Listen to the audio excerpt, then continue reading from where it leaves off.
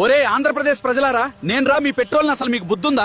Stock లేదని petrol బంకుల దగ్గర ఆ కిలోమీటర్ల క్యూలేంట్రా? అసలు ఈ కొరత వెనుక్కున్న నిజమేంటో చెప్తా వినండి. వాట్సాప్ గ్రూపుల్లో ఎవడో పనిలేని అంకుల్ పెట్రోల్ బంకులు బంద్ అని మెసేజ్ పెట్టగానే అసలు అందులో నిజమేంతో కనీసం బుర్ర పెట్టి ఆలోచించకుండా గొర్రెల మందల బంకుల మీద ఎగబడిపోతున్నారు. రోజు 1/2 లీటర్ కొట్టించేవాడు కూడా ఇవాళ ఫుల్ ట్యాంక్ కొట్టిస్తున్నాడు.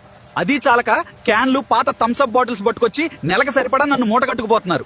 అసలు విషయం ఏంటంటే ఇంటర్నేషనల్ మార్కెట్ లోన డిమాండ్ పెరిగి క్రూడ్ ఆయిల్ రేట్లు మండిపోతున్నాయి. ఆయిల్ కంపెనీలు వాళ్ళకి లాసులు వస్తున్నాయని సప్లై కొంచెం కంట్రోల్ చేశారు అంతే. ఫ్యాక్టరీల ఓనర్లు పబ్లిక్ బంకుల్లో స్టాక్ జురుకుంటున్నారు. దీనికి భయపడిపోయి ఒక్కొక్కడు క్యాన్లు, డ్రమ్ములు, ఆఖరికి ఇంట్లో నీళ్ల బిందులు తెచ్చుకుని బంకుల్లో లేకుండా నన్ను ఎత్తుకుపోతుండా.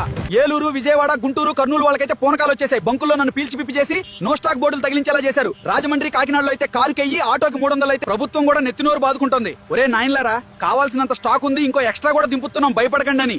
అయినా మీకు చెవిటివాడి ముందు శంఖం ఊదినట్టే ఉందట్రా. సోషల్ మీడియా పుకార్లు నమ్మి థమ్స్అప్ బాటిల్స్, పిల్లల పాల డబ్బాల్లో నన్ను దాచే కక్కుర్తి ఆపండ్రా. మీరు నెలకు సరిపడా ఎత్తుకుపోవడం వల్లే బంకుల్లో స్టాక్ అయిపోయింది తప్ప దేశంలో నా కొరత లేదా? నువ్వు బాధ్యత గల తెలుగువాడివైతే ఈ పుకార్ల పానిక్ కాపడానికి వీడియోని మీ వాళ్ళకి షేర్ చేయి. అలాగే మన AI టాక్స్ ఛానల్లోకి లుక్ వేయండి. కంటెంట్ లో నిజంగా దమ్ముందనిపిస్తేనే ఫాలో కొట్టండి.